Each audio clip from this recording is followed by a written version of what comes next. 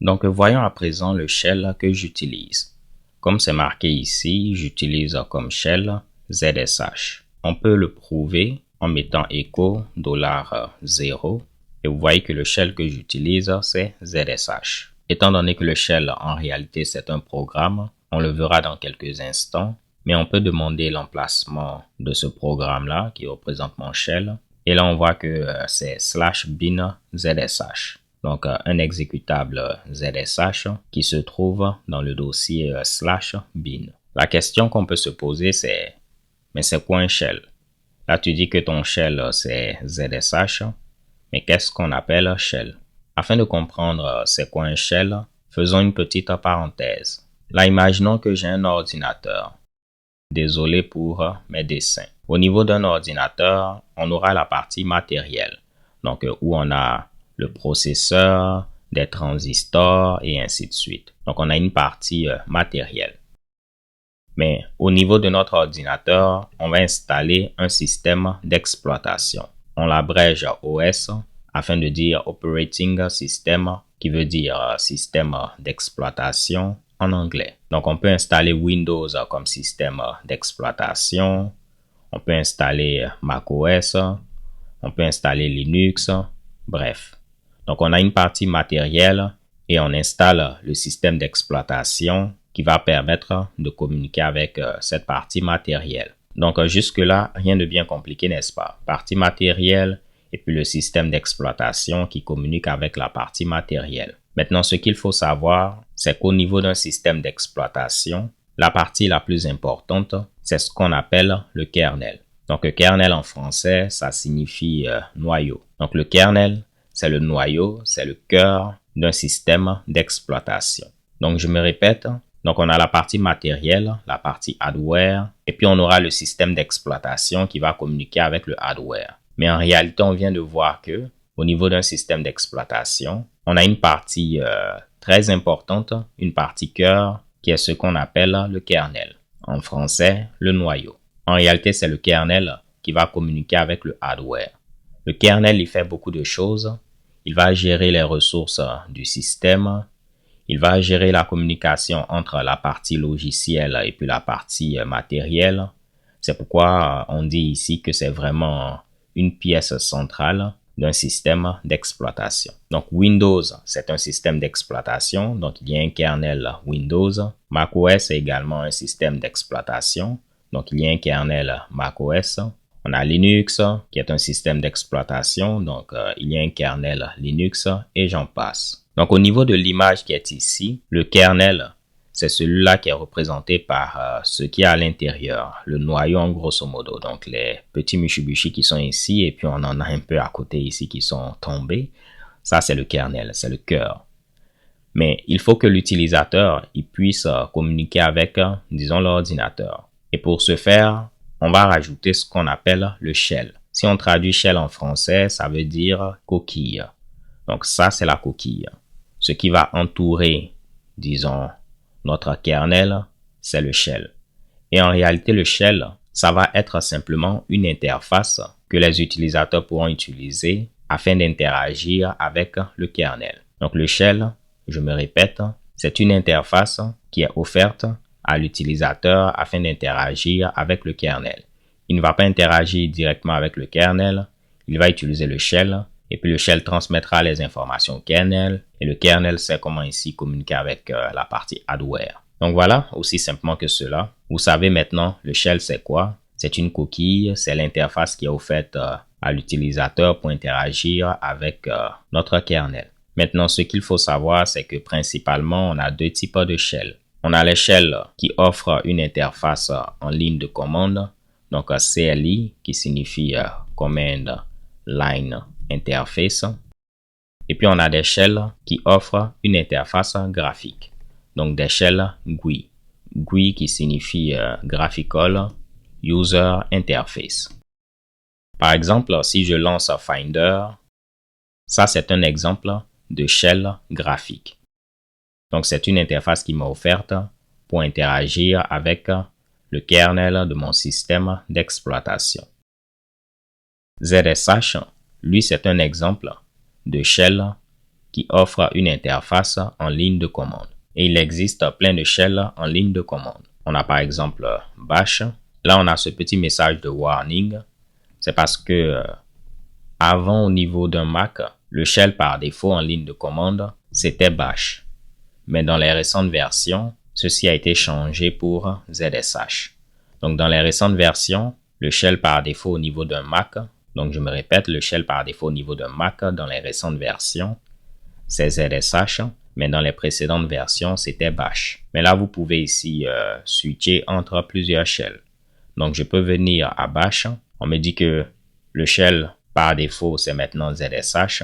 C'est pourquoi on a ce message-là. Mais maintenant, je suis au niveau de Bash.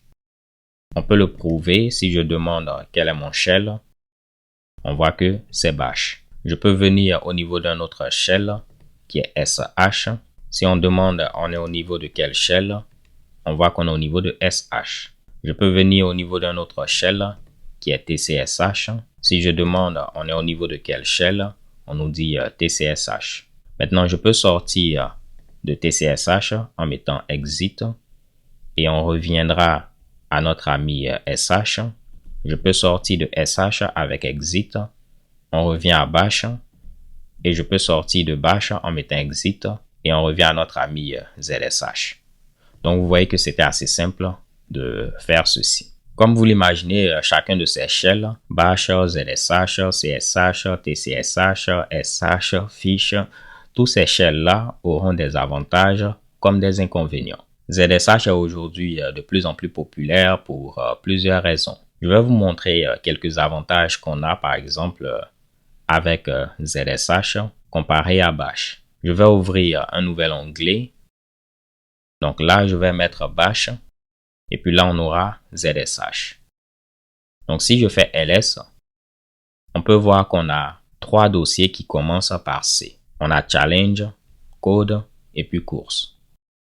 Si je fais au niveau de Bash, CDC, et puis je fais tabulation, vous voyez qu'il me met 2 dossiers. Même si je mettais C, je fais tabulation, il rajoute automatiquement le O. Étant donné que Bash fait la distinction entre les majuscules et les minuscules. Donc, si j'avais mis C majuscule, là, il choisit automatiquement challenge. Par contre, au niveau de ZSH, si je mets C, je fais tabulation.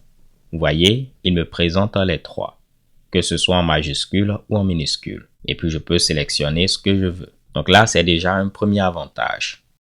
Le deuxième avantage, si je veux me déplacer, imaginons, dans le dossier code, je peux taper CD code, venir ensuite dans le dossier Python et tout marche. Au niveau de ZSH, pour aller dans un dossier, vous n'avez même pas besoin de mettre CD. Je peux dire viens dans le dossier back et ça marche. Reviens au dossier parent et également ça marche. Alors qu'au niveau de Bash, j'allais mettre CD back et CD 2 points. Ici, si je mettais code, il y aurait eu ambiguïté parce que dans mon cas code fait référence à VS Code. Donc, il va ouvrir VS Code. Dans ces cas-là, je serai obligé de faire CD code pour lever l'ambiguïté. Mais on peut faire des trucs encore plus cool. Si je veux venir par exemple, on va revenir en arrière. Si je veux venir dans le dossier code, ensuite dans le dossier Java, et puis afficher le fichier hello.java, vous voyez déjà, lui, il me laisse compléter ceci, alors que hello.java, ce n'est pas un fichier. Donc, on ne pourra pas faire un CD, se déplacer dans hello.java. Mais au niveau de Bash, il me laisse le faire, et puis après, je vais me rendre compte que je voulais faire un cat. Mais si on vient au niveau de ZSH, je vais revenir, je peux dire, viens au niveau de code, ensuite Java, mais si je fais tabulation, il ne me laisse pas compléter hello.java parce qu'on ne peut pas faire CD dans un fichier. Mais si je rajoute ceci maintenant avec cat, ça marche. Je peux même faire des trucs beaucoup plus cool. Je peux dire code, Java, hello, et je tape tabulation et il complète tout ceci. Lorsqu'on fait également CD, par exemple, si je reviens, je fais CD, il peut me donner la possibilité de naviguer entre les différentes options de cette manière-là. C'est quelque chose qu'on ne peut pas faire au niveau de Bash. Vous voyez, on peut sélectionner ce qu'on veut en se déplaçant. Si vous avez plein d'options, c'est vraiment intéressant. Donc, en plus de ceci, vous avez un système de plugins qui est vraiment ici excellent au niveau de ZSH, qui vous permet de rajouter des fonctionnalités supplémentaires. Ce qui fait qu'aujourd'hui, beaucoup de personnes préfèrent utiliser ZSH. Donc, assez parlé, voyons à présent comment installer ZSH. Moi, dans mon cas, j'ai déjà ZSH, mais si ce n'est pas votre cas, normalement, on peut l'installer assez facilement. Au niveau de Ubuntu, on peut faire apt-get ou bien apt-install ZSH pour l'installer. Si on était au niveau d'un autre système d'exploitation, on peut le faire de manière assez simple. Généralement, j'aime utiliser OMyZSH. C'est un framework qui va vous permettre de gérer votre configuration ZSH de manière beaucoup plus simple. Donc, la première des choses, c'est d'installer ZSH et puis après, vous pourrez gérer la configuration. Pour mes amis qui ont Windows et qui veulent installer ZSH, je vais mettre en description ce gist qui explique comment le faire. Donc, en grosso modo, vous pourrez utiliser WSL2.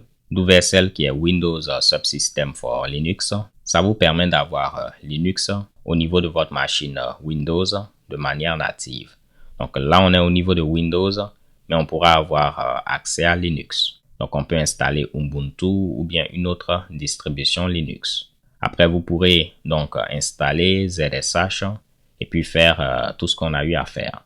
Donc là, on vous montre comment activer WSL2, comment installer une distribution Linux pour WSL2, comment est-ce qu'on peut installer Hyper, faire plein d'autres Mushibushi. Donc là, on installe ZSH, ensuite OMyZSH pour gérer la configuration ZSH de manière beaucoup plus simple.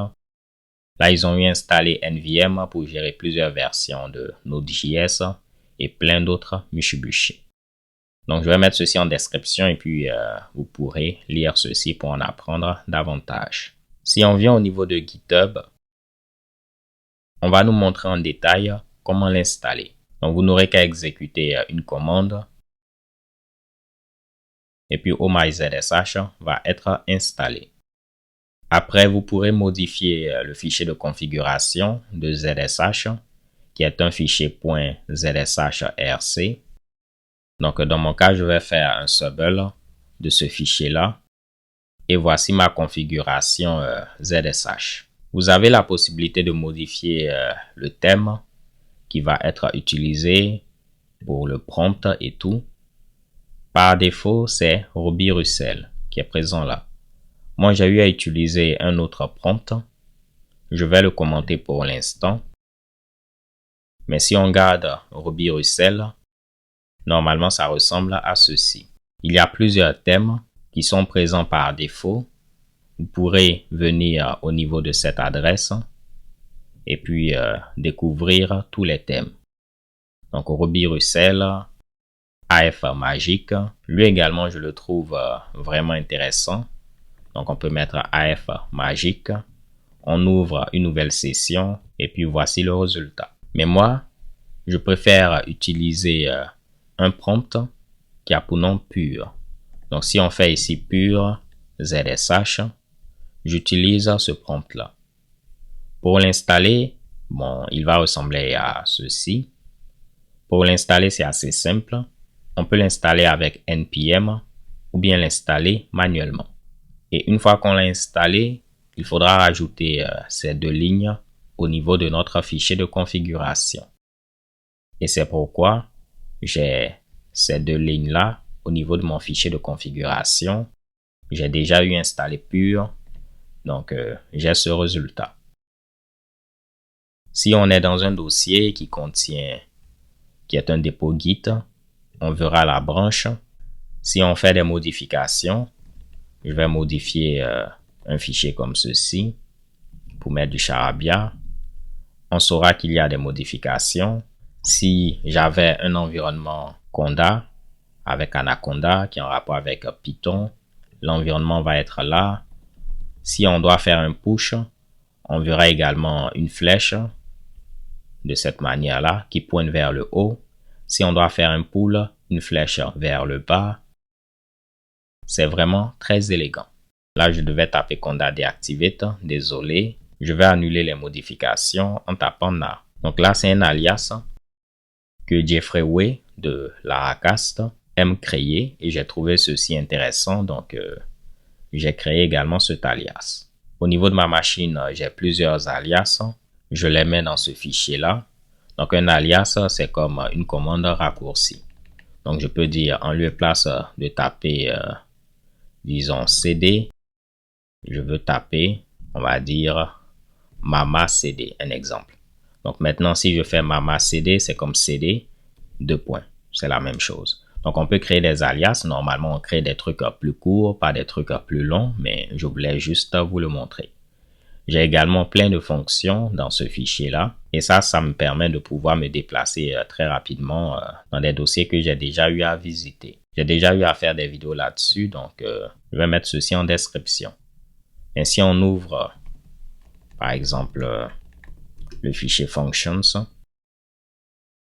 vous allez voir, j'ai une fonction qui me permet de me connecter à ma base de données en faisant dbconnect.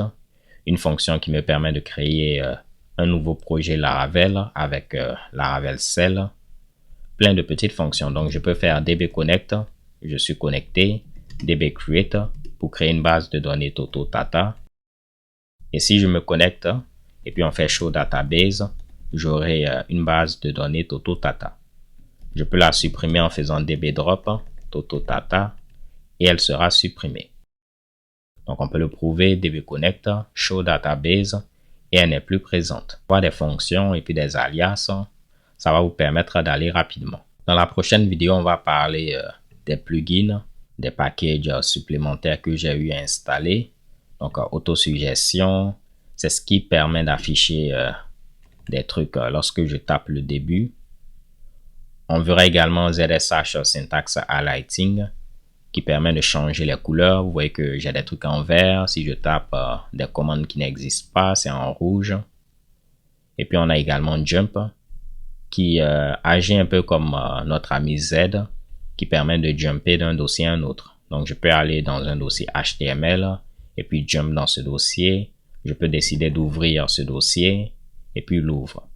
Donc, on va en parler dans la prochaine vidéo, mais voici quelques plugins que j'ai eu installés. Vous avez la possibilité d'utiliser également plein de plugins qui sont présents par défaut.